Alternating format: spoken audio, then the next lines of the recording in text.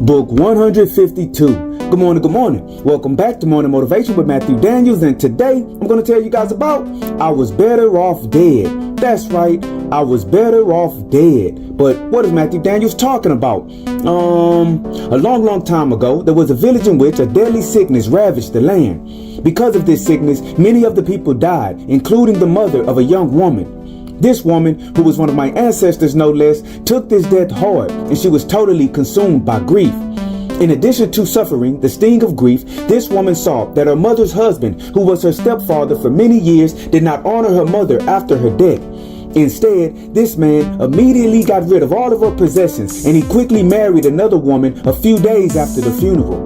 The young woman cried many tears as this man forgot about her and did all that he could to dishonor the memory of her mother.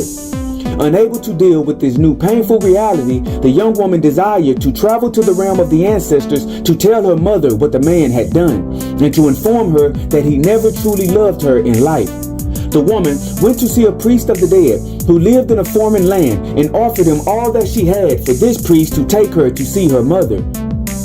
The priest advised her not to go to the next realm, but she insisted. After much conversation, the priest worked his craft of magic and descended with the woman deep within the earth.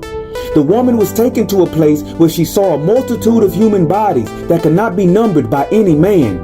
Each body was on its own rotating metal cylinder, and the bodies were stretched out and flattened and spinning slowly around the contraption. These bodies looked like humans, but they were stretched and contorted as if they were being worked into taffy or clay. "There she is," the woman called out, seeing her mother's body in the midst of them. "There is my mother. I see her on her cylinder, smiling and happy." The priest of the dead then called out to those who were working the controls and ordered them to bring up the woman's mother. When the woman was brought forth, the daughter cried out and told her mother that she should not be happy because of all that had happened since her death. She told her that her husband never truly loved her and that he was faking their entire life together. She told her mother about her husband's new wife and about him getting rid of all of her things. After listening to what her daughter had said, the mother began to cry. "Oh, how I wish you would not have come here, my child," she said. "For me, my life was good. I was loved and cared for, and I found solace with that reality in this place of my afterlife. Now I am forced to endure eternity with the knowledge that my entire life was a lie, and I will now be sad for all eternity. Indeed, I love you, my child, but this information is more than I can bear. Instead of bringing me back to tell me this, I think that I was better off left dead."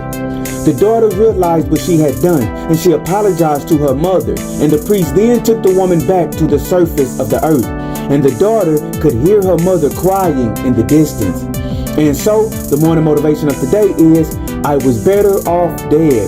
Many times, when our loved ones die, the people they leave behind on earth can do things that we find disrespectful and distasteful, and they can do things which dishonor the memory of our loved ones.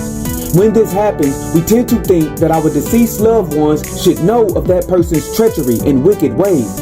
But sometimes, the idea of telling them what happens on earth will only make their afterlife more painful to endure. There is a peace that comes with death. We are relieved from the pressures of the hard times that exist on earth. Perhaps we should let the dead stay dead and truly rest in peace, instead of weighing down their eternity with the cares of this world they have finally escaped. Today, if you have lost someone whose memory has been disrespected, instead of wishing to tell them of the things, simply be happy that they did not live long enough to endure that extra pain. Be grateful that death is a release, and as you continue to live, strive to do that which is good. And remember, you are awesome, you are amazing, you are wonderful, and you are great. And you are going to change the world. I just hope I'm still alive to see it, family. I'm out. Good morning.